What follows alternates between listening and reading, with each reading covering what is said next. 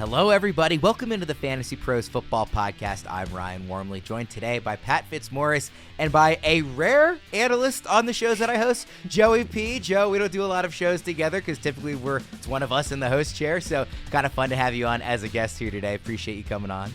Usually I don't see you till week 12 when all the trade deadlines exactly. have ended, and then I get to spend some quality time with the Worm. But I just want to say what a tremendous job you're doing on the shows. Been watching them, and just I think we're all grateful, especially me, that you're here doing more, because that's a couple less ad reads for me to do now and again. But I'll be over on BP every single day. I'll still be here on Fantasy Pros, but shout out to Worm, who's been holding it down here with all the fantasy stuff, with all the dynasty stuff, and he's tweeting too and making TikToks. It's a lot of work Ryan does around these parts. If only the YouTube commenters agreed. That's all I could have. That's okay. Everybody knows I'm the worst. You're the worst. Everyone's the worst. But you know what? They keep watching, so someone's doing something for right some reason. They keep watching. Well, maybe one of the big reasons they keep watching is Fitz, who is the star of today's episode. Because Fitz, we are talking about your top targets in every round of 2024 drafts. We have done similar episodes for Erickson, for Debro. I think we did some you Fitz and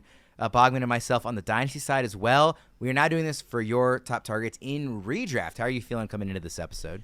Yeah, I have some reservations with Joe here. I mean, I feel like I'm cooking up this multi-course dinner, back in the kitchen, sweating away, putting microgreens on all the plates with tweezers, and then Joe gets to sit back and dine and, complain that this is under-seasoned and that's overcooked, and, probably is going to write a scathing review at the end. I'm going to go full Gordon Ramsay on you today. Yeah, Fitz. I'm not going to lie. I'm feeling a little vulnerable. It sounds like right Joe's now. actually the one with reservations to your dinner or in your restaurant here. So. See, that's why you're in that chair right now, buddy. Yeah, exactly.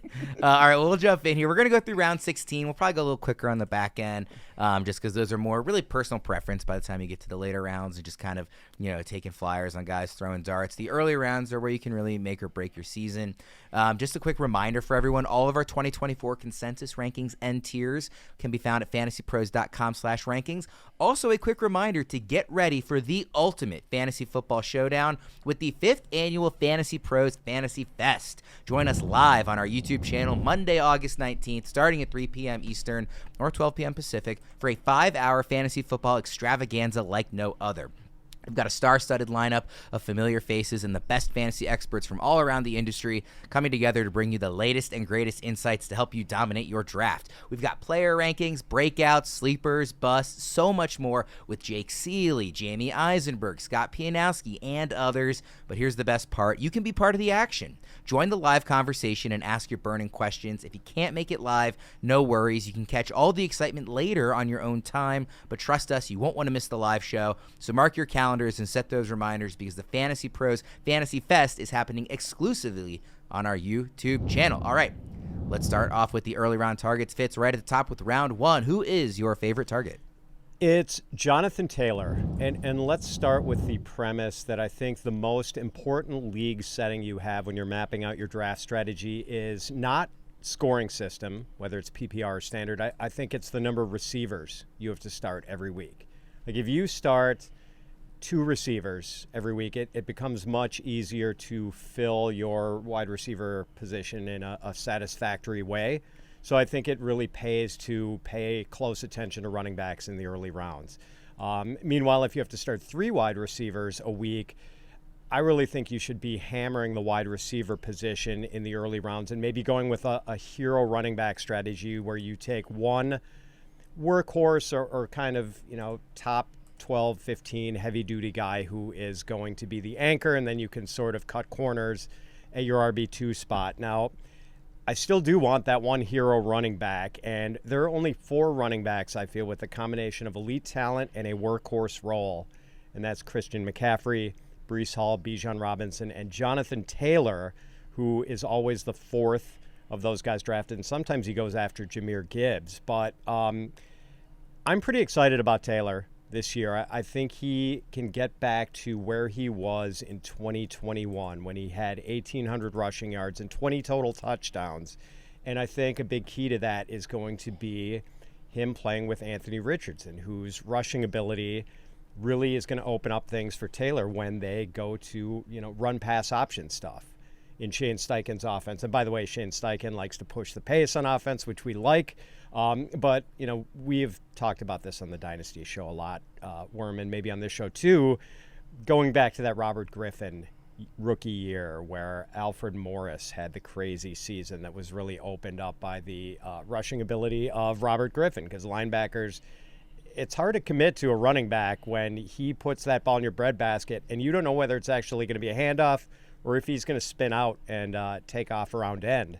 So I think that could benefit Taylor, and he's just really good, which we saw a couple of years ago. Last couple of years, he's dealt with injuries, but I feel really confident taking him late in the first round. And if I do take him in a league where you have to start 3 wide receivers, then I'm just probably going to take like receivers with my next 3 rounds and probably 4 of my next 5. Joe, 1 round in, Fitz has exclusively picked Wisconsin Badgers, just pointing it out. What do you make of Taylor this year? Fitz, I want you to touch this scallop because it's raw. It's raw. Send it back. It's terrible. No, look, man. Jonathan Taylor is a very talented player, but continuing to chase the numbers from 2021 are complete folly. 1,800 rushing yards and 18 touchdowns. It's never going to be like that again for a few reasons. Number one, the reason it was like that in the first place is because Carson Wentz was playing quarterback back then, okay? People forget that Jonathan Taylor was the offense because they had no choice. Now they have a lot of different choices here. And Anthony Richardson is a quarterback that's not only going to take away from some of those rushing opportunities at certain points because of what he can do in some of those circumstances. He's going to take away from what Jonathan Taylor can do in the passing game too, because in some of those situations where a 3rd and long, he might just break off and go for a big run, Anthony Richardson. Next thing you know, there's no 3rd and 12 is safe when you have Anthony Richardson as a quarterback.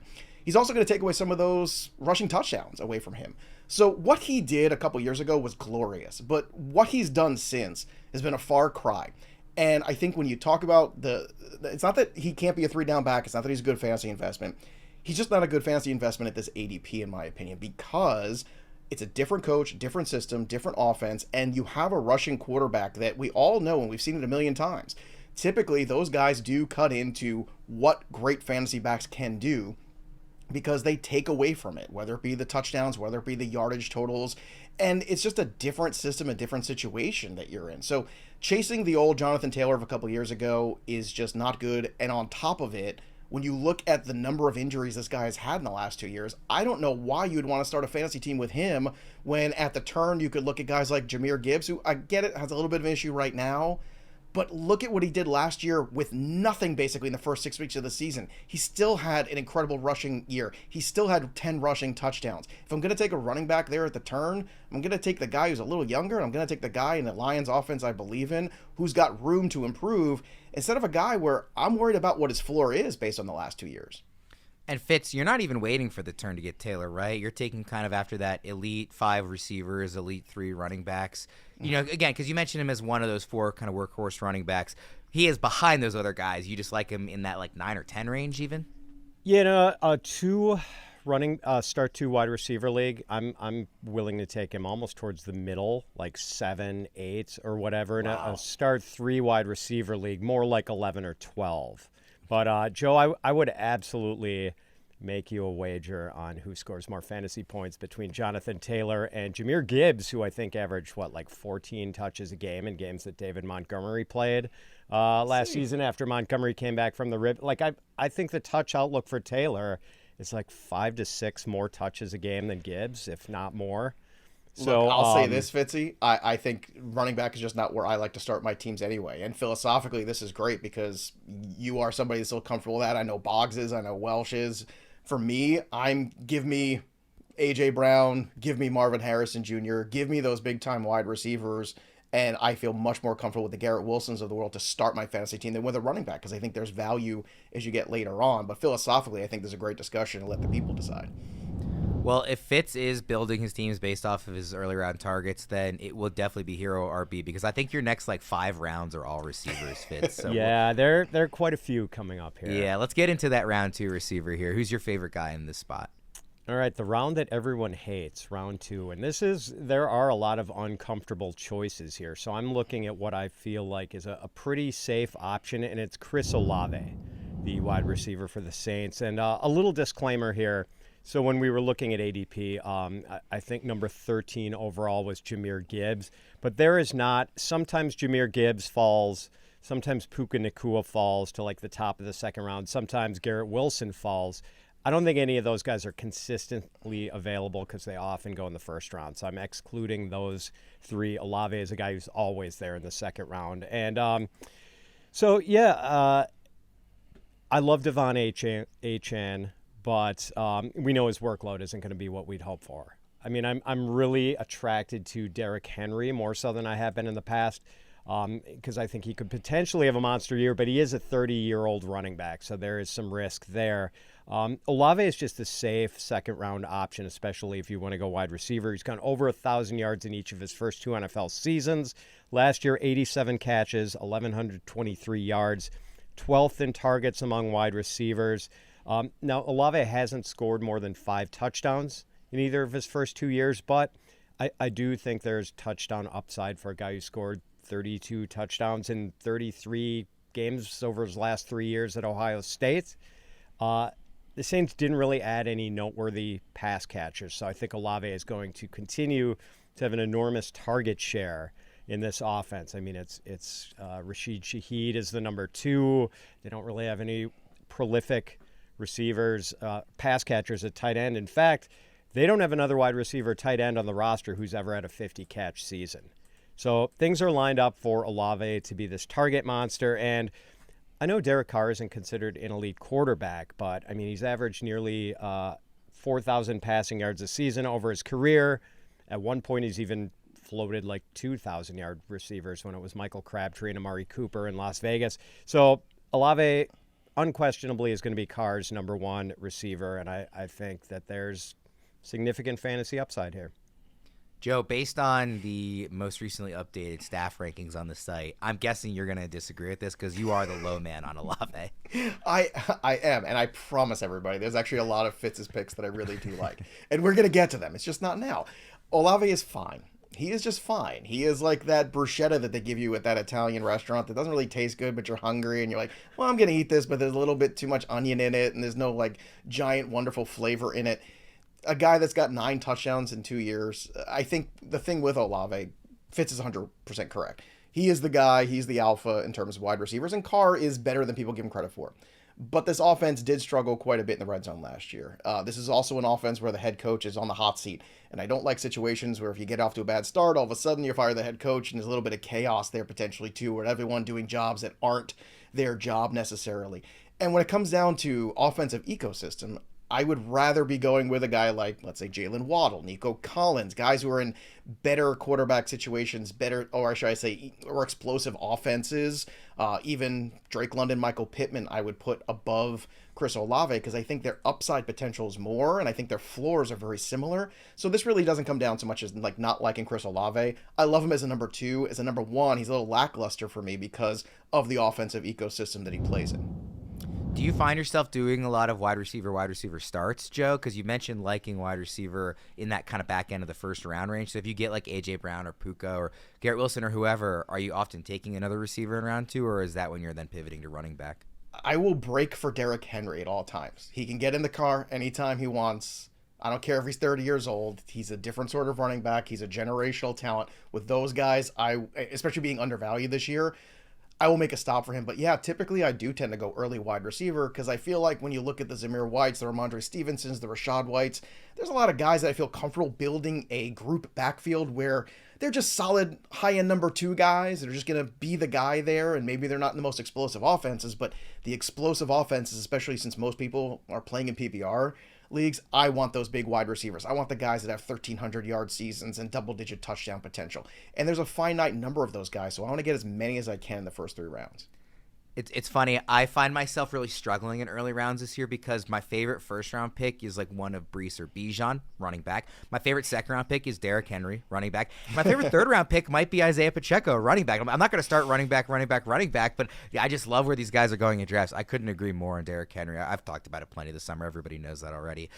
Let's go to round 3. And Fitz, I will preface this by saying I'm pretty sure you picked the same name that Erickson picked. It's the same name that Debro picked. It's the same name that everybody has been talking about on our recent shows. I will let you say who the name is, but this has been a very consistent theme in round 3 for us. And I know Joe is not going to pan me on this one because he just mentioned this name himself. It's Jaylen Waddle.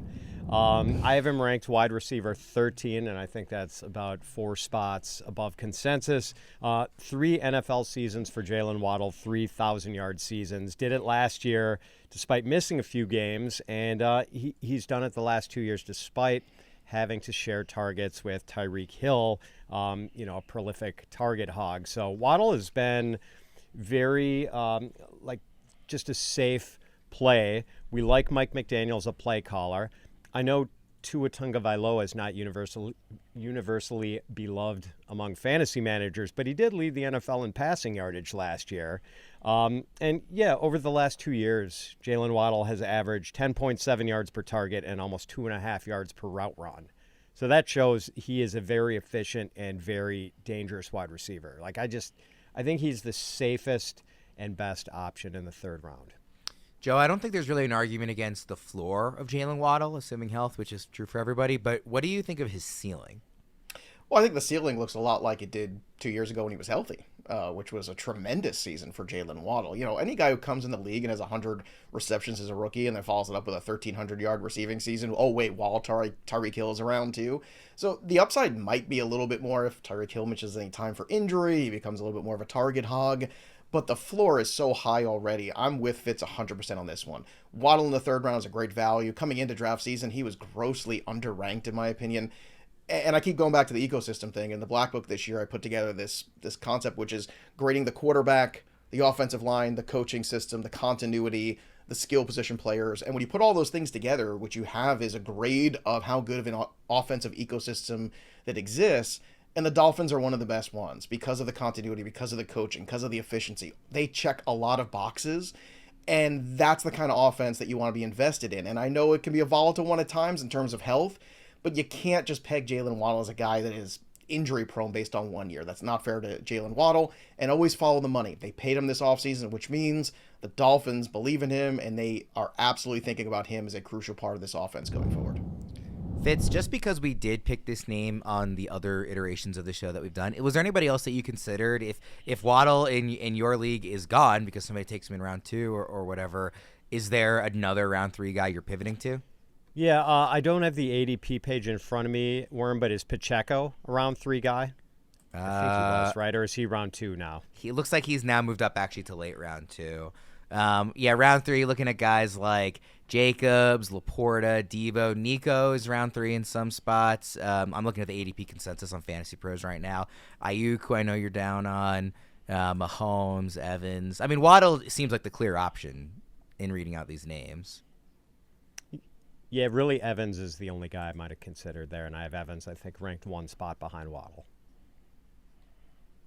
Anybody stand out to you, Joe? In that range, it's interesting to consider one of the tight ends there. Waddle, for me, is definitely one of those guys. Nico Collins, definitely one of those guys for me. Pittman, that's kind of that wide receiver class. Another good week of Caleb Williams in preseason. Maybe I'll start to feel a little bit more comfortable with DJ Moore. I think that's kind of where we're living there. However, I've done a lot of drafts where Derrick Henry has slipped because he's 30 to that 3rd round. And anyone where he slips there, I am just going right for Derrick Henry. And I've seen that happen in our mock drafts. I've seen it happen in our, expert league drafts recently too. There's just way too much fading. And I know everybody can't believe I came on here to pump up Derrick Henry to Ryan. Like, how did that happen? I don't know. But I think that's where you start to look at that running back position. You say, okay, well, if you're going to give me Derrick Henry or the lottery ticket that is Devon Achane after I have 2 solid wide receivers, I think I'm going to take that lottery ticket and see how it plays out, and then be a little bit more aggressive in the back end of drafting a guy like, Jalen Wright later on, because I do want to back that up because I know how volatile that stock of Achane could be. I feel like I have a pretty good sense of where I would need to take Henry to get him in these, all the expert leagues I've done. I'm really curious in like home leagues, more casual leagues, more casual managers, as Fitz would call them, squares. I'm kind of curious where Henry will fall in some of those drafts. So I'll be keeping a close eye on that. Fitz, one more early round target here. Give us your round 4 guy. Devontae Smith And I think he's sort of in the same basket as Jaylen Waddle is, in that they're both being underdrafted because people seem turned off by their status as the number 2 wide receivers on their respective teams. But both guys are just terrific players in their own right. And Devontae Smith might be even more underrated than Jaylen Waddle. Like, he is one of the best route runners in the league. I love watching this guy play. Like, he is so fun. And obviously, A.J. Brown takes up a lot of oxygen in the Eagles' offensive ecosystem. But, man, I mean, Devontae Smith has averaged 88 catches and 1,131 yards over the last 2 seasons, with 7 touchdowns in each of those years. And Joe talked about the implied upside that Jaylen Waddle would have if anything ever happened to Tyreek Hill. And I think we have to consider the same thing with Devontae Smith if anything ever happened to A.J. Brown. So he's shown us a very sturdy floor. And the price in the 4th round, I think Devontae Smith is being drafted like at least a full round lower than he should be. Joe, where do you have Smith ranked? Probably lower than some other folks do. Smith is steady. And I think what Fitz is doing here is really clear. And I think it does have a lot of merit. And I want to point that out. So just because I can sit here and pick apart stuff, it's really easy to sit here, and play in Ratatouille, be Anton Ego, and say, I don't like this, I don't like that. But I think at the end, I bet you didn't have a Ratatouille reference on your bingo cards today, folks. But I think what Fitz is showing you is how to build a great floor team. And that's great because Fitz is really great at identifying breakout talents. So he's going to make up for that later on in this draft. I can assure you that. Where Devontae Smith is for me in terms of the rankings, he is a very good wide receiver too. I'd rather have him as a 3. So Fitz's ability to have him as the 3 makes a lot of sense to me, because what you're trying to do from a relative position value standpoint is you're trying to have guys in spots that are going to outperform their spot on a roster. So most people are going to have a wide receiver 1. Most people are going to have a wide receiver 2. The reason why Olave falls short for me, because I feel like he is a below average wide receiver 1 in fantasy league average. If you combine the scores of the 10 here and get an average of the top 12 guys, Olave is going to fall underneath that. So I don't want to be behind at wide receiver 1. However, Jaylen Waddle, I think, is going to be above the fantasy league average wide receiver 2. Same thing with Smith as a 3. He's a distinct advantage. So Fitz is showing you ways to make up that ground, and Smith is certainly one of those guys that you could do that with. I have Smith probably a little lower than some other people too. Looking at my rankings, and I will be lower than him. I have him behind guys like Malik Nabers right now, because again, I'm looking at target share right off the bat. So he is more like a wide receiver 20 to me, but a terrific value here for Fitz in the 4th. I am not a fancy enough eater to have gotten some of the references. I do get the Ratatouille reference, though. There you go. That's what it is. Stay for the culture, folks. Come for the football. I named my dog that I got last summer Wally, and everybody was like, "Oh, like the Pixar movie," and I was like, "No, I just like the name Wally." But, any Pixar like reference, I will be on board. Fitz, are you a Pixar guy? Oh yeah. I mean, I've got 2 kids who I watched a lot of Pixar movies with, so absolutely. Okay, I wasn't. I mean, I know I make a lot of jokes about your age, but obviously the kids, that makes sense. So I get that one there. It is time to throw another shrimp on the Barbie. Get in on all the UFC 305 action live from the land down under at DraftKings Sportsbook, the official sports betting partner of UFC. The middleweight title is on the line for the main event, but the card is stacked full of rip snorter blokes and Sheilas. And speaking of stacked, if you're new to DraftKings, listen up. New customers bet $5 to get $150 in bonus bets instantly. Download the DraftKings Sportsbook app now and use code FantasyPros. That's code FantasyPros for new customers to get $150 in bonus bets when you bet just $5. UFC 305, it's going to be a ripper of a good time. Only on DraftKings. The crown is yours. Fitz, I've subjected you to my Australian accent enough this week. I figured I'd just do a very clean, straightforward read finally. And, I liked when you leaned into it, Worm. I'm disappointed I didn't get it live, but whatever. Well, maybe the next one I'll do it. I gotta feel it really in the moment. All right, let's go to round 5 as we kind of entered into that mid-round target range. And Joe just referenced this guy, Fitz. It's Malik Nabers. And Joe's right. I have been aiming for a lot of high floor guys, so let's shoot the moon with an upside play here with Malik Nabers. And I think he's going to be a star. And we have been getting highlight reel catches from him on a daily basis from training camp. We certainly got a lot of highlight reel catches and run after the catches in when he was in Baton Rouge, making big plays for LSU. And there was a debate in some quarters about whether Malik Nabers should have actually been the first wide receiver off the board in this year's draft ahead of Marvin Harrison Jr. And I love Marvin Harrison Jr., Worm, as you well know. But I saw merit to that debate. I think Nabers is fantastic, and he's just really good route runner, exceptional after the catch. And a lot of people are reluctant to buy into rookies because they have not given us any sort of NFL track record. There's nothing to go on. I am happy to take the most obviously gifted rookies at a discount and buy them at what is inevitably going to be the lowest price that they will ever have in fantasy drafts until they get into the twilight of their careers. And I want to do that this year with Malik Nabers. I mean, so far in the actual managed redraft leagues I've done so far, I think I have Nabers in either half or maybe even more than half of those drafts. I was going to say, if I'm on the clock in round 5 and Malik Nabers is available, it means that my computer died and I auto-picked in round 4, because otherwise I would have taken him there and he would not make it to round 5. I think he's an absolutely auto-smash receiver in this range.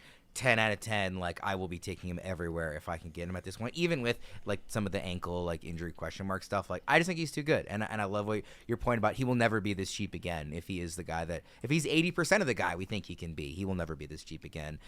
Joe, you obviously mentioned him in the last round, so I assume you're on board with this pick.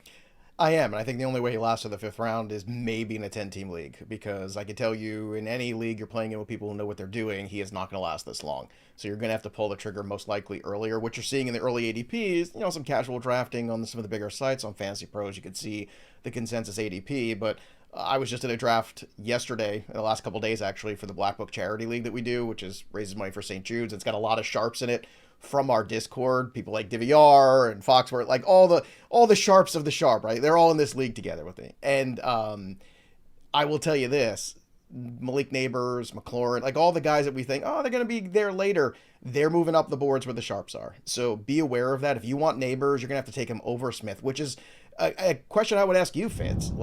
With that probably being the case in the next couple weeks, as that ADP has obviously gotten closer together for these two, if you could only pick one of those guys, would you take the safety net of the Eagles offense, which is the better offense, and maybe, the lesser target share with Smith, or would you take Malik Nabers with all the upside, all the target share, but he plays with Daniel Jones?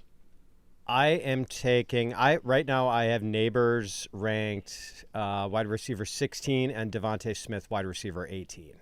So yes, I love Nabers. And I know some people, so maybe he does go in the 5th round if it's not an industry draft and it's not a draft in the New York, New Jersey metropolitan area, Joe. On a West Coast home league, I could see Nabers sneaking in, because not only are people, do people have a little trepidation about drafting rookies, but people are terrified of Daniel Jones.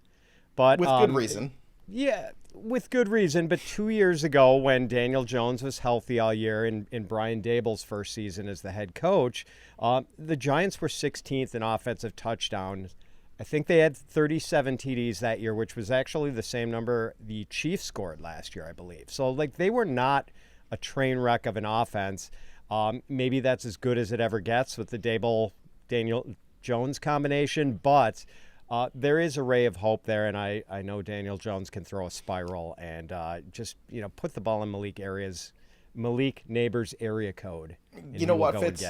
The one thing I would just say to that, to counter it a little bit, just for fun, is that the numbers when Daniel Jones has Saquon Barkley and didn't have Saquon Barkley are so stark that's my big concern. Can he operate an offense that doesn't have a run game with a big-time running back in it that the defenses have to account for? Because no matter what you think of Devin Singletary, you can like Devin Singletary this year, you can like what they have on the depth chart.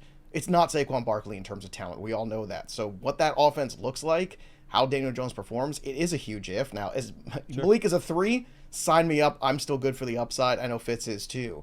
But if you are in drafts in the tri-state area, or, let's not forget that Hard Knocks effect too. People are going to start watching the Bears one. They're going to go, let's watch this Giants ones too. And they're going to start watching this coaching staff in the front office just gush over Malik Nabers. He was the number 1 guy on their board over Harrison. Well, Harrison's going there. I can get Malik here.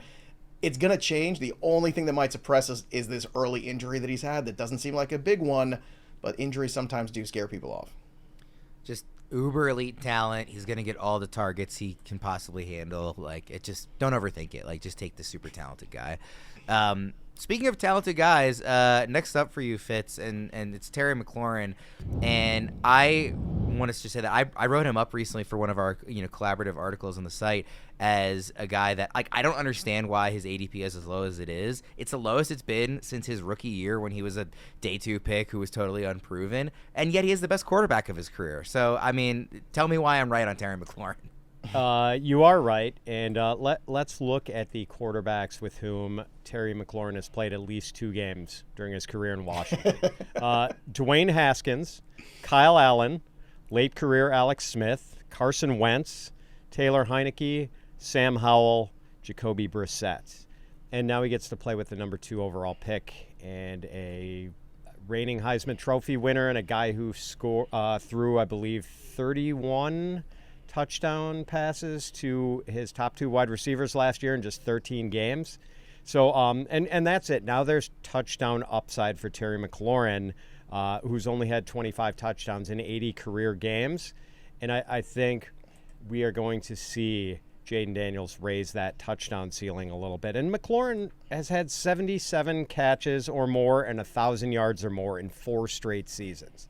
So, like, he is very safe, but now I think Jayden Daniels raises the ceiling. I'm surprised that he is typically ranked in, like, mid-range to even low-end wide receiver 3 range. Why do you think that is, Fitz? I mean, he's an ADP right now. It's 72nd overall. So, like, back end of the 6th round, not even just in the 6th round, and wide receiver 31. I think he finishes – he's not going to be a wide receiver 1, but I think he's closer to that point than he is to, like, a wide receiver 3. Like, I just think, again – he's really talented. I don't understand the ADP. It's very confusing to me. Yeah, the lack of touchdowns have kind of tamped down his overall fantasy finishes. But this is a much better offense, you would think. Much better offense, and Cliff Kingsbury is going to push the pace. Like, Kingsbury offenses always go really fast. Like, I think the Washington offense, I don't want to say sleeping giant, but, like, I've probably drafted more Washington Commanders so far this year than anyone from any other team, which is a little scary. Not going to lie about that, but hey, no more Daniel Snyder. It's a brave new world for Washington Commanders fans, and I'll climb aboard the bandwagon. He's also still only 28. I mean, he'll turn 29 early in the season, but it's not like he's in his like mid-30s or anything. Joe, where are you at on McLaurin this year? Very high. Super high. I think you could make a case for him over Malik Nabers, to be honest with you, because I think the quarterback pure talent of Jayden Daniels is just flat out better. And I don't know if that's a hot take necessarily. I believe in Dan Quinn. I think second time around the NFL, you get a lot of head coaches who are good football coaches. They seem to get it that second time around. I think Dan Quinn's going to be one of these guys. I'm with Fitz, too. I find myself drafting Commanders, something I don't usually do. But when Mayor asked us for the write-up of the bold predictions, one of mine was that Terry McLaurin's going to finish as a wide receiver 1 this year. And the reason why is if you look at the baseline of what he does every year, 1,000 yards receiving with all these horrendous quarterbacks that he's had to play with all this time. In the last 3 years, he's never had more than 5 touchdowns in a season. What if it's just an incremental change? What if he gets to 8, 9, maybe even 10 touchdowns this year, which is not absurd at all, considering now that you have a little bit more balance with the run game, with Brian Robinson and Austin Eckler. You have a rushing quarterback who's going to extend plays, move the chains. The biggest deficit for the Commanders has been turnovers, right? Guys like Sam Howell throwing 1 million picks in situations, right? You can't score points if you give up the football. If Jayden Daniels can not only not give up the football, but also extend drives, it's going to give Terry McLaurin a lot more chance to score fantasy points. And I think the floor is so enticing, the upside is so much more, that if he has a 1,200 or even 1,300 yard receiving season and 9 or 10 touchdowns, it sounds like a wide receiver 1 to me. So I'm aggressive on McLaurin. Again, if you're in a draft with me, he ain't going to last this long, but if you're in a 10-teamer and he's still there, take him every single time. Man, Joe, I just pulled up the article because you mentioned that. In that same bold predictions article, we both picked McLaurin, and you went bolder than I did. I said he was going to be close to a wide receiver 1. You said he would be a wide receiver 1, so you went up to me Let's there. go. But I totally agree, obviously. And the point that I made, in my little blurb on this is that, like, Garrett Wilson, talented receiver who finally gets a quarterback upgrade. He's wide receiver 7. Drake London, talented receiver who finally gets a quarterback upgrade. He's wide receiver 11. McLaurin, talented receiver who finally gets a quarterback upgrade, and he's like a mid-wide receiver 3. Like, I'm not saying he should be ranked with those guys, but I don't get the disparity being as big as it is. I don't either. And Terry McLaurin has proven that he's been quarterback proof. Garrett Wilson, maybe a little bit at times, but like I know the Jets situation was so bad last year. Drake London, I don't think he's been quarterback proof. It's not like DeAndre Hopkins, who was having huge seasons with, Brock Osweiler and Brian Hoyer and all the guys that he had to play with. That's a guy that was quarterback proof that we can say that about. Some of the other guys haven't proven that. So to your point, Terry McLaurin, much closer, I think, theoretically to those guys. And if you are somebody who's going running back early, like you two have talked about some of these backs, or if you want to go hero RB, you're trying to make up ground, McLaurin is the quintessential guy that is just being ranked way too low. A wide receiver 3 who can finish as a high-end 2, if not a 1. That is just a value you can't pass on. And that's how you win leagues at the end of the day. Yeah, I love it. Absolutely love it. All right, Fitz, let's get to your first quarterback here. It's Jordan Love. And I know some people are going to accuse me of making a homer selection with this one. But so we've been trying to figure out how to play the Green Bay wide receivers. They have 4 good ones, maybe even 5 if you include Bo Melton, who, oddly enough, was the first Packers receiver to have a 100-yard receiving game last season. They also have 2 good young tight ends with Luke Musgrave and Tucker Kraft. Maybe the way to tap into all of that exciting young pass-catching ability is by just drafting the quarterback and not having to worry about the week-to-week volatility of all those wide receivers and tight ends. Just draft Love. I mean, he's affordable. Quarterback 10 is his ADP. So last year, over his first 9 starts, Love was averaging 223.2 passing yards a game. Over his last 8 starts of 2023 in the regular season, 268.8 passing yards per game, 18 touchdown passes, 1 interception, a 70.3 completion percentage, and 7.7 yards per attempt. Like, those are star numbers. And I know they did face some opponents who were missing, like, some key defenders, but he was terrific. I mean, he looked the part. He's got exceptional arm talent, and not just like a guy who's rocketing every pass as hard as he can. Like, he can feather a ball in between 2 defenders if he needs to. So I'm totally sold on Jordan Love's talent. He does add a little bit of rushing value. He had 247 rushing yards and 4 TD runs last year. So not a lot, but just enough to give you a little taste of that. I think he's going to finish in quarterback 1 range again this year, and maybe with all that pass-catching talent the Green Bay Packers have, there's room for like a top 5 or top 6 finish. Joe, I'm curious your opinion on Jordan Love, but also what your approach to quarterback as a position is this year. Well, first, let's just get an opinion from somebody without a cheese head hat, somebody who doesn't, bleed the gold and green. I also love Jordan Love this year for a lot of the reasons why Fitz pointed out. So if you're looking for the non-homer version of everything that Fitz said, I'm just going to basically give you the same stuff. The guy was brilliant the second half of last year. And to say that he was brilliant would be an understatement, considering I don't think he was working with a whole lot. I mean, he didn't have Aaron Jones for most of that run that he had in that second half, right? He kind of showed up at the very tail end of that. He was working without Christian Watson, who to me is by far the most talented on paper wide receiver and on the field.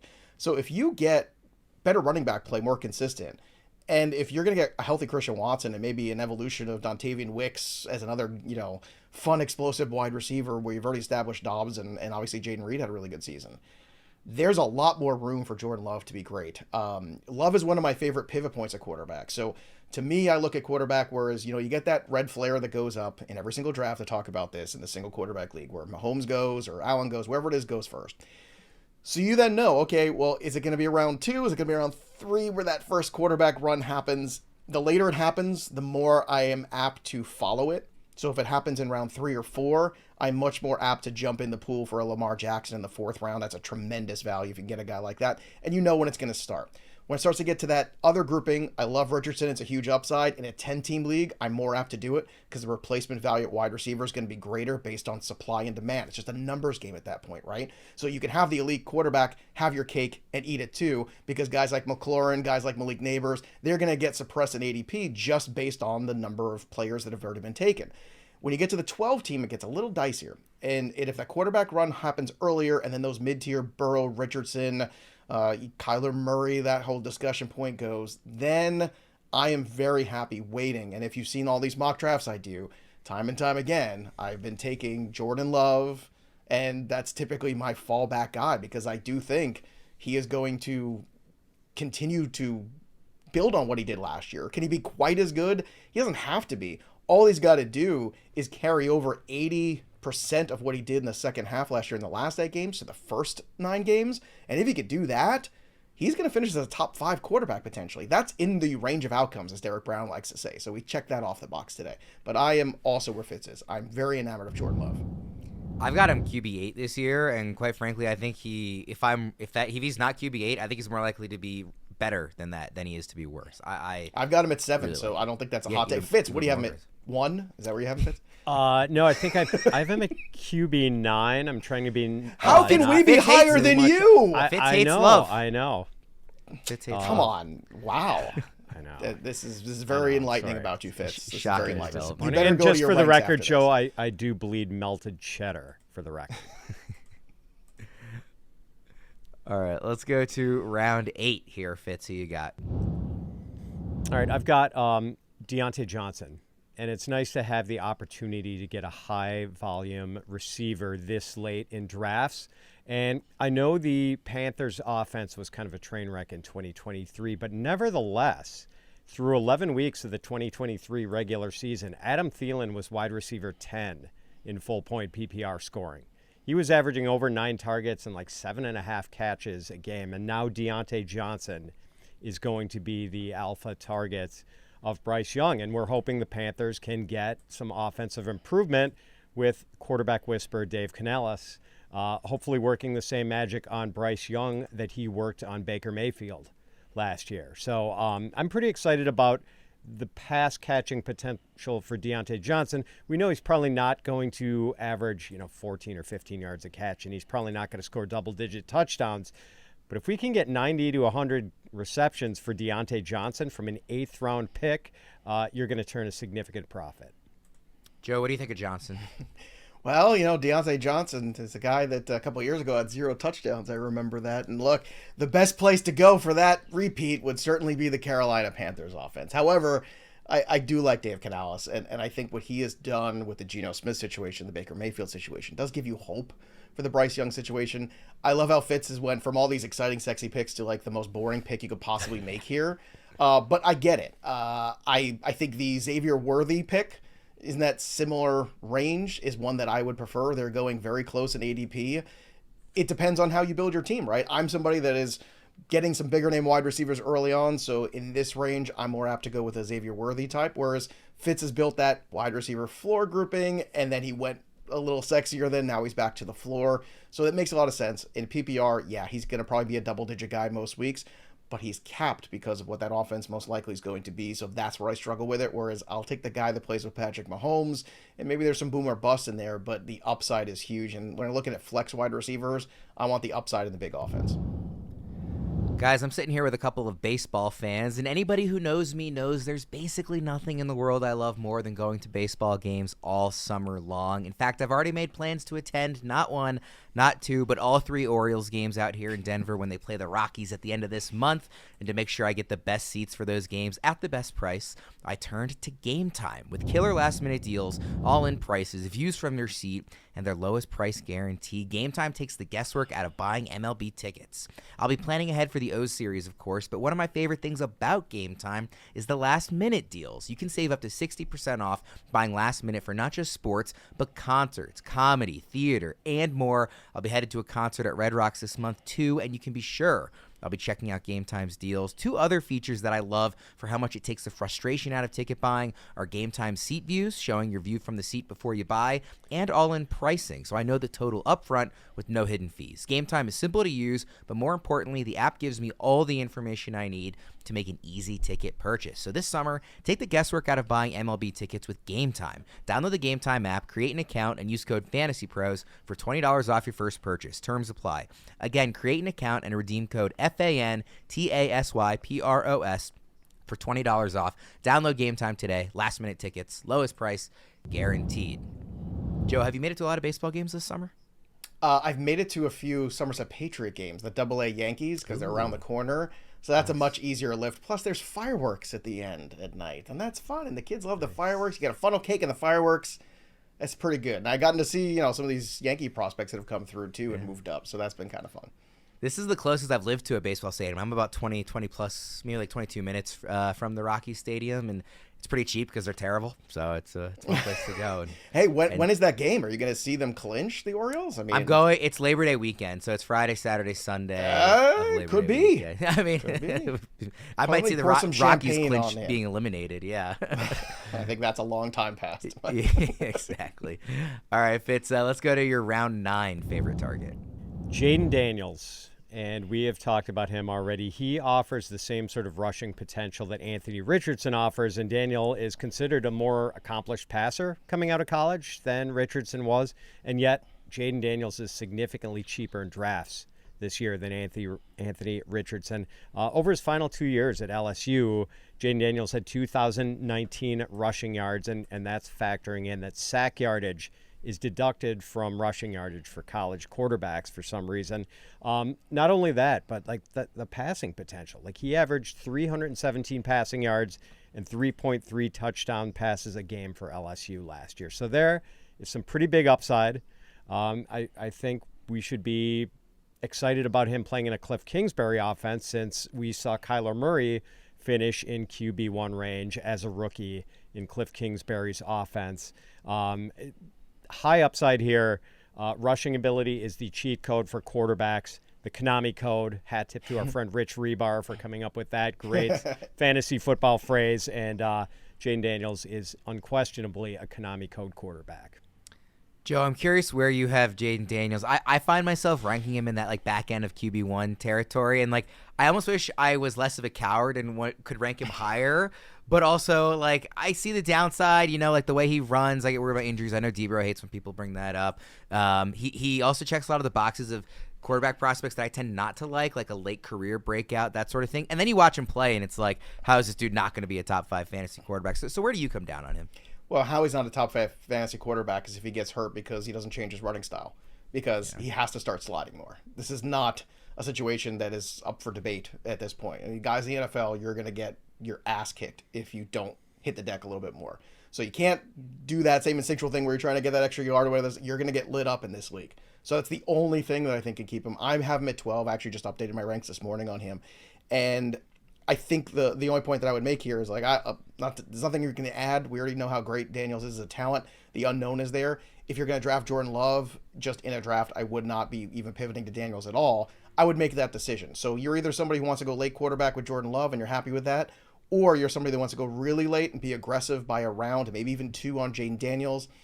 The question I had, and it was a great debate, we had a discussion on the CBS podcast. I was a guest on there yesterday, and we were doing the quarterbacks and talking about the upside QBs of breakout potential. And the one thing I would put in there is we had this discussion about, do you draft a second quarterback if you have Daniels?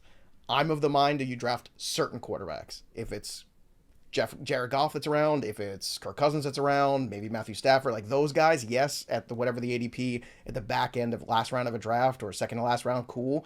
If those guys all go, then you just hope and pray that Daniels is that guy. Otherwise, you miss out on depth. And that's the other thing too, is if you draft Jordan Love and you're going to take Daniels, you don't want to do the same thing. So I think what Pat's doing is just saying, hey, this is the best guy in the round, not necessarily do this as a strategy. Yeah, Fitz, we talked a lot about Daniels like on the Dynasty pod, and I was more hesitant there with the running style and all the stuff Joe mentioned.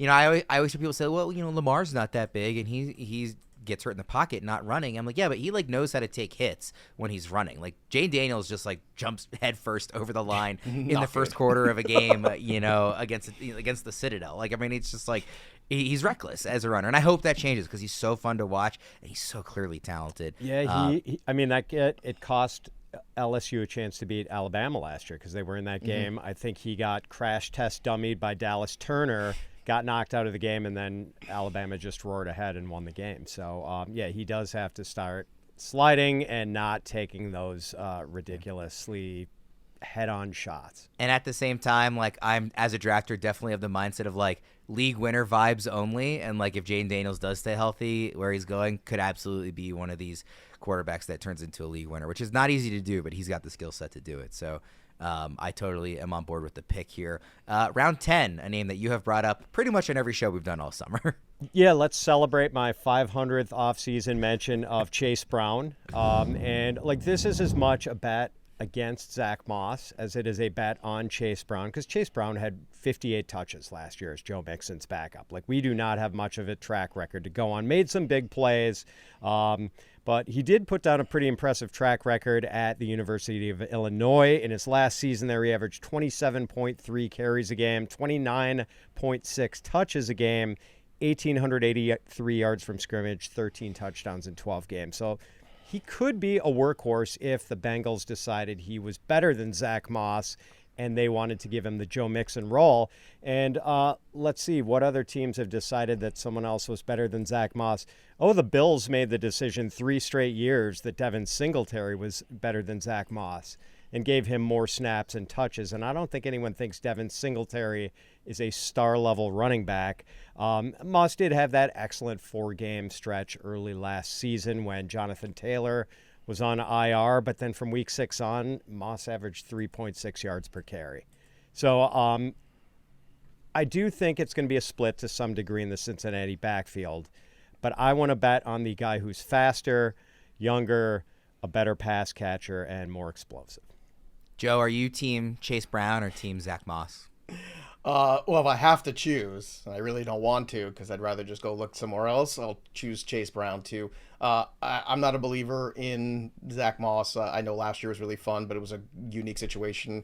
And, Shane Steichen, I think, is a genius. So if he can make Zach Moss a star, sure, he can make anybody a star, right? I'm sure that's why Pat loves Jonathan Taylor so much at the top. I just don't think that offense is going to support what he did a couple years ago. But yeah, Chase Brown to me, another one of these guys where this is the Rico Dowdle, Chase Brown, Trey Benson. You're throwing darts at running backs, Blake Corum, secondary guys that you think can break out. And Brown's as good as any. I just don't know how big of a role he's going to have in this offense, which I think is going to be much more pass heavy. But between Moss and Brown, I'll take my chances with Brown. Let's go to round 11 and kind of start the late round targets. Fitz, you're starting off with Pat Freiermuth, a.k.a. Pat Fitzermuth, because you also love this guy. You talk about him on a lot of shows.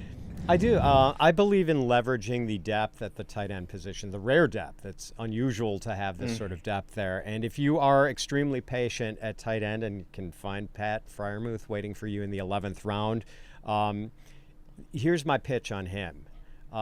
Arthur Smith is now the Pittsburgh Steelers offensive coordinator and play caller. And although, Arthur Smith is sort of a curse word among fantasy managers, his tight ends in Atlanta last year collectively combined for 174 targets, 114 catches, 1,380 yards, and 7 touchdowns. It was chopped up among several players, Kyle Pitts, Jonnu Smith, some others. But, man, who's going to share with Pat Freiermuth? Darnell Washington, who's mostly a blocker, Hayward, Michael Pruitt. It's going to be Freiermuth, basically. And even if the Steelers do end up trading for Brandon Ayuk and have the Ayuk and Pickens combination, I think there are going to be plenty of tight end targets in this offense. And Pat Freiermuth could have the most prominent. He's already had a couple 60-plus reception seasons. I think we could see him push 75 this year.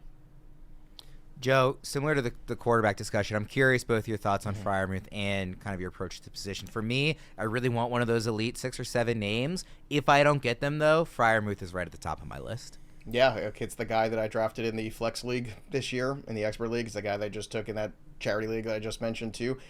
I am with you 100%. I think that's exactly the route, which is if you can get one of these top guys in a good spot, great. If you get one of those guys in the middle, even better, because I think that allows you the upside of all those big wide receivers that you want to take in those rounds 2 and 3, and then still the upside of guys like Kyle Pitts and Kincaid and all those other dudes that I think can well outperform their ADP. Then after that, it's like Evan Ingram, who I think is going to surprise people again. I think there's going to be plenty of targets and full PPR again. He's going to be a better player than people realize. But the pivot point at tight end, again, is Freiermuth. And the longer this Ayuk thing drags on, again, as a recording this, we don't have clarity on it. But if Ayuk doesn't show up there, that's good for Freiermuth's value in that term. The only thing is if Ayuk shows up, I think it's maybe better for Freiermuth in the red zone potentially as a target because then I think it becomes a really tough team to defend against when you have Ayuk and Pickens, and Freiermuth could really benefit in the red zone. So maybe the touchdown total goes up, but I think the targets go down. So it's a give and take. But Freiermuth, again, Pat mentioned it, you mentioned it, the depth of tight end is great this year. A far cry from last year's board when we were so concerned about what it looks like. Now you can wait on tight end, and Freiermuth is exactly the guy that I tend to wait for. I'm so tired of having to give the caveat of, as of the time we were recording this, Ayuk has not been moved yet. But yeah, it's been you could do that at the top week. of every show, and it would be right Pretty forever. much, yeah. All right, Fitz, round 12. Who are you targeting? So all of these Green Bay Packers receivers have their fans. Certainly Christian Watson and Jaden Reed do, and Dontavian Wicks is everyone's sleeper. But the guy who kind of gets overlooked is Romeo Doubs. And I know Packers cornerback Jair Alexander thinks that Romeo Doubs is like the best wide receiver on the team. And actually, Jair said that he's the second best receiver in the NFL behind only Devontae Adams. Now, I'm not quite willing to go that far with Doubs, but he has reportedly just been killing it in training camp this year. Like, Doubs is taking a big step up, and maybe, again, it's going to be messy with these wide receivers, but, like, I don't mind having Romeo Doubs as, like, my fifth receiver as a potential fill-in guy, because it does seem like he is a receiver who Jordan Love consistently leans on. And it seems to show up most games. Like, it hasn't equated to any sort of fantasy relevant season yet, but I wonder if there might be one coming. And maybe it takes an injury to one of the other guys. Maybe it takes another Christian Watson injury for Doubs to really pop.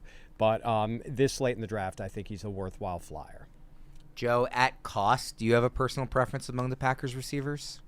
Oh, that's the question. Yeah, at cost, it's still Christian Watson because the cost is wide receiver 40 and the upside is incredible. But at cost, Romeo Doubs is not a bad investment either. So I think what Pat's doing is very astute, which is, hey, just take the guy in a good offense. Again, the good offensive situation typically leads to good fantasy points because there isn't clarity with the health of Christian Watson yet. So I think that's a savvy move by a very savvy individual in Pat Fitzmaurice. Are you tired of draft day uncertainty? The Cheat Sheet Creator is your personal guide to perfect league-specific rankings. Visualize your path to victory as you add tiers and sync your league to craft custom rankings, ensuring every pick is strategic and tailored to your league settings. Enter your draft with confidence. Sync your league today at fantasypros.com/draftwizard or on the Fantasy Football Draft Wizard app and use the Cheat Sheet Creator to dominate your draft.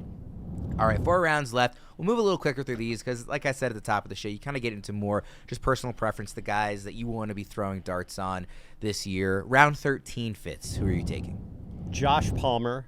The Chargers are another team with an ambiguous wide receiver situation. Palmer could very easily lead this team in receiving yards and TD catches.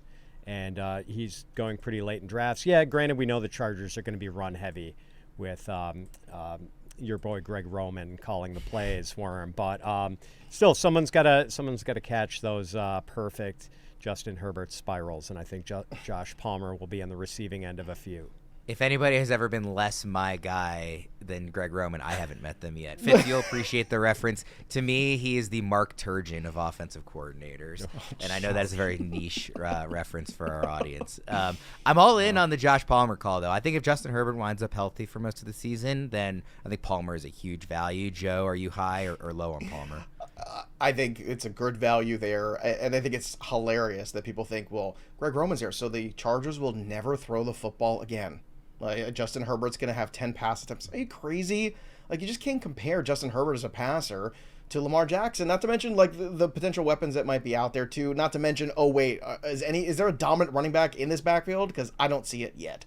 So let's not pretend like they're not going to throw the ball. Fitzy's very astute by making this Josh Palmer pick. He's got a lot of upside in a good situation with a good quarterback. So, yeah, you could do a lot worse than Josh Palmer to cover some bye weeks for you.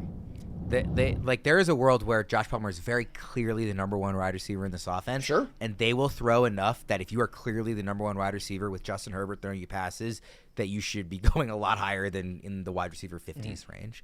Round 14, Fitz.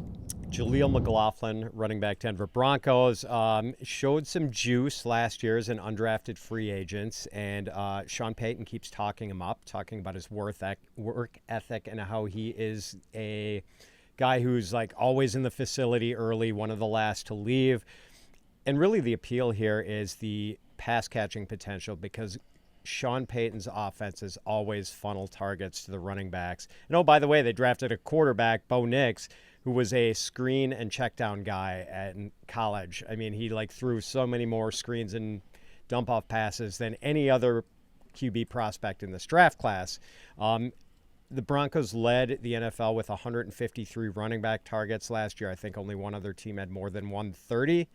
And just throughout Payton's tenure in New Orleans, the Saints were always funneling balls to their running backs. So I think there's pretty significant pass catching upside for Jaleel McLaughlin, and maybe some rushing upside too. I know Debro had McLaughlin in round 14. I think Erickson might have too. I don't remember that episode. Joe, are you going to make it a clean sweep? You guys are spending way too much time together. You guys got to get out more. But hey, look, McLaughlin, to all of the guys' credit, is somebody that if you're taking shots on RB late, why not a guy that could take over this backfield? You could make a case for maybe some of the Bears guys too. With the early usage we saw of Khalil Herbert in that preseason game, maybe that's the right pick here. But I can't argue against McLaughlin here. Round 15, Fitz. Dameon Pierce, maybe the Texans have rejected the idea that he is their running back of the future, but I still think he's one of the better handcuffs in the league. I liked him 2 years ago. I know last year didn't really work out. I mean, when he started the year as their running back, I think they had one of their projected offensive line starters actually healthy. So I don't know. I still think Pierce is a pretty talented running back, and at this point, I'm looking to take flyers at the RB position. You know the meme of the car dealership where it's just a big sign that says 0% interest? That is me with Dameon Pierce. I have 0% interest in drafting Pierce this year, even late. I just have not. He was so bad last year. Joe, Dameon Pierce, any thoughts? If Pierce was any good, why they bring in Mixon? That's yeah. At the end of the day, you have to follow the money. Follow the money, and that will often tell you the answer you need with certain players. Now, sometimes it goes the other way. Sometimes injuries change the dynamic of a situation. Pop Douglas in that round. Justin Fields, if you took a quarterback you don't love, is really interesting in that round. And Jermaine Burton, another talent that's really interesting in that round, too. Those are the sign of the pivot points I would go to. Last pick here, Fitz, round 16. And you're not taking a kicker. No, I'm not. And in a round where, if you look at ADP, this is where the kickers and defenses dwell. But I'm going to take the human Swiss Army knife, Taysom Hill of the New Orleans Saints. And, they're talking about, once again, using Taysom Hill in a lot of different ways. And apparently he is going to play that super utility role that he has been playing for them. And, man, it's sometimes tough to figure out when the big weeks are coming, but we are going to get that handful of big weeks from Taysom Hill again. And, here's a guy you can plug in at the tight end position and get rushing and passing yardage from, in addition to the occasional pass reception. So round 16, this is a what the heck kind of pick. And the way they use him, he probably could kick too. I mean, they've tried him everywhere else. Joe, Taysom Hill, like it as a last pick? Well, I talk about, the coming full circle here. Not one, but two Saints here, Olave and Taysom Hill. So basically you're hedging that big Olave pick early on, Fitz. I don't get it. Look, I understand it. Bye weeks can be crushing. Injuries can be crushing.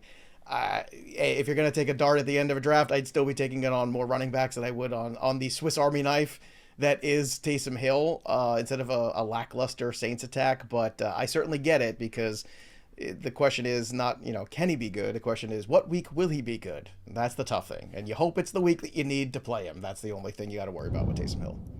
One last thing before we get out of here, Fitz. I'm just curious, in the process of sitting down and actually coming up with your names for each round, did you kind of learn anything about your strategy this year? Did it kind of reveal to you that, oh, you know what, I actually really like the wide receivers in this round, or I really want to go running back early? Did anything kind of become apparent as you made this list? Yeah, it worked out a lot like the way I like to draft, where it's get a running back early and then just hammer wide receiver for the next 5 or 6 rounds. And that's kind of how it worked out here. Wait on quarterbacks and tight ends. It pretty much mirrored my strategy in 2024 drafts. Joe, is this a 5-star experience at Fitz's restaurant? I will give it 4.5 because everything else is, there may be a few disagreements, but at the end of the day, it's a delicious meal cooked by a very worthy chef always. But again, it's a difference of approach, and I think that's what's so great. These shows, you want to talk about the differences of approach. I'm the heavy wide receiver person and taking shots on running back, and the one place I can always find running back help, typically on the waiver wire, elite wide receivers. Puka Nacua, that was a fun story, but that doesn't happen every year. It was a 5-star experience for me to get to chat with you guys today. So I appreciate you guys making the time. I appreciate everybody listening. Please, everybody, do check out the Fantasy Fest on Monday. Monday is my birthday, so that's like my birthday present can be that you listen to the show and tune in and watch and follow along. We've got, like I said before, tons of awesome guests, and we've put a lot of time and effort into planning this thing. So I hope everybody checks it out and has a good time for the 5th annual Fantasy Fest from Fantasy Pros. For Joe and Fitz, I'm Ryan Wormeli. Thank you, everybody, for tuning in, and we'll see you again next time.